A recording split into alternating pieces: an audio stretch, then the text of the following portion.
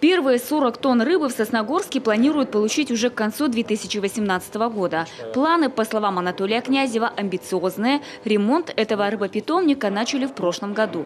Кооператив уже вложил в объект больше 11 миллионов рублей. Еще 6 выделила республика. Ремонтировали все старое оборудование. И уже система подачи воды новая, уже смонтирована почти, осталось немного.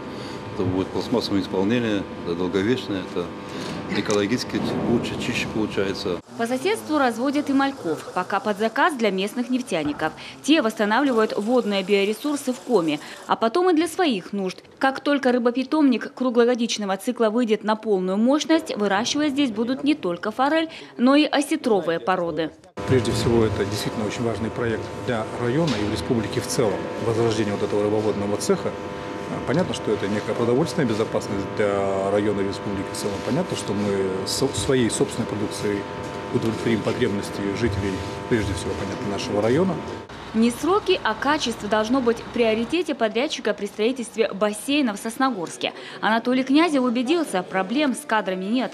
Сегодня на площадке трудится больше полусотни человек. Поставка материала стабильная.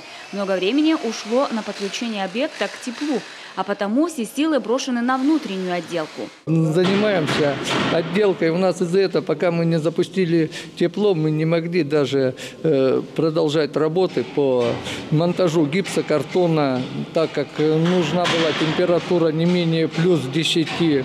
Вот мы постепенно запустили. Сейчас вы чувствуете, что в помещении у нас температура где-то примерно плюс 20-18. Окончание строительства май 18-го.